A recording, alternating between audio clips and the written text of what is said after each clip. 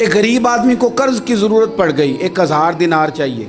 میں کہہ چکا ہوں کہ درہم چاندی کا ہوتا تھا، دینار سونے کا، اب 1000 دینار لینا ہے۔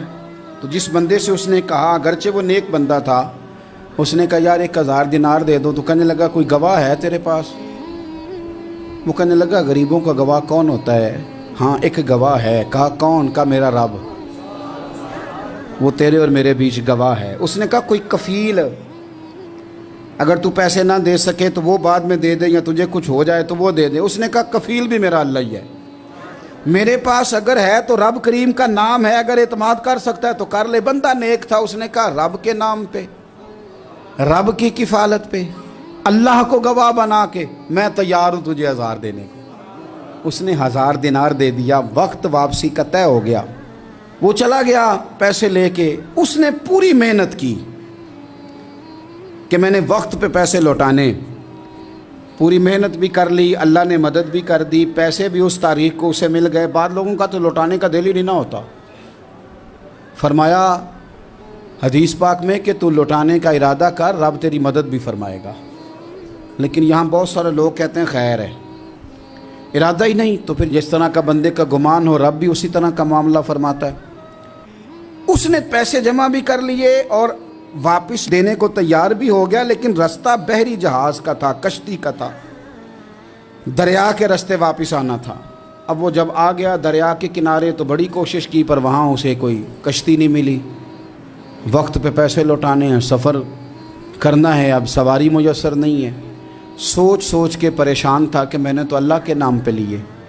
اچانک دل میں ایک تجویز آئی، اس نے ایک لکڑی لی، لکڑی کو اندر سے کھولا، 1000 دینار اس میں بھرا، بخاری پڑھ رہا ہوں، اور ساتھ ایک خط بھی لکھا کہ یار میں پیسے پہنچانا چاہتا تھا پر مجھے کوئی چیز نہیں ملی دریا کے اس پار آنے، اللہ کے نام پر تیری طرف روانہ کر رہا ہوں۔ اور یہ کہہ کہ وہ لکڑی دریا میں رکھ دی، وہ لکڑی ڈوب گئی ہے، واپس آ گیا۔ وہ جس نے پیسے لینے تھے وہ عین مقررہ وقت پر دریا کنارے آیا۔ صبح سے سر شام تک اس نے انتظار کیا، دل ڈھلنے لگا تو دل میں خیال آ گیا کہ یار نہیں، اس نے دینے ہی نہیں، جھوٹا وعدہ کر گیا، پہنچا ہی نہیں وقت پہ۔ اب جب واپس لوٹنے لگا تو اچانک دریا میں ایک لکڑی تیرتی ہوئی دکھائی دی۔ کہنے لگا لے جاتا ہوں، شام کو روٹیاں پکانے کے کام آئے گی، ایندھن بنا کے جلا لوں گا، ہنڈیا پک جائے گی۔ لکڑی اٹھا کے جلانے کے لیے گھر لایا، گمان تھا کہ وہ نہیں آیا وعدہ کر کے، اللہ کو کفیل اور وکیل بنا کے اور گواہ بنا کے پھر بھی نہیں آیا۔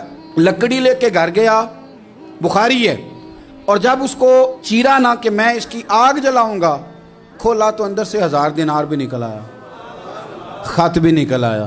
اب ذرا سمجھنا، اس کے دل میں بات کس نے ڈالی کہ تو لکڑی میں پیسے ڈال دے؟ اللہ نے۔ اس بندے کو مقررہ وقت پہ کنارے بھیجا کس نے؟ لکڑی صرف اسی کے ہاتھ آئی تو یہ بندوبست کیا کس نے؟ اللہ نے۔ گھر جا کے چیری تو پیسے بحفاظت اس تک پہنچائے کس نے؟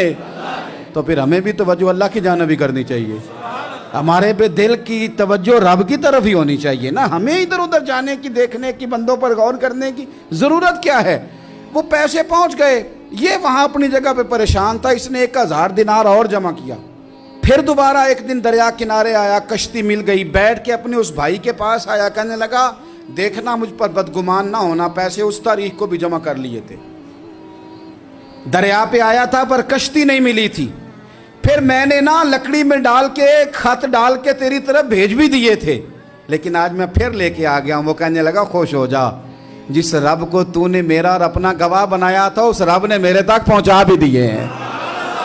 جب لوگ اللہ کو گواہ بناتے ہیں، رب کی جانب اپنی توجہ کرتے ہیں، اپنی چاہتوں، خواہشات اور اپنی ساری چٹھیاں اپنے رب کریم کی رحمت کی طرف روانہ کرتے ہیں، پھر اللہ اپنے بندوں کو مایوس نہیں کرتا، اللہ اپنے بندوں کو نواز دیتا ہے، اللہ تبارک و تعالیٰ اپنے بندوں پہ کرم نوازی کرتا ہے۔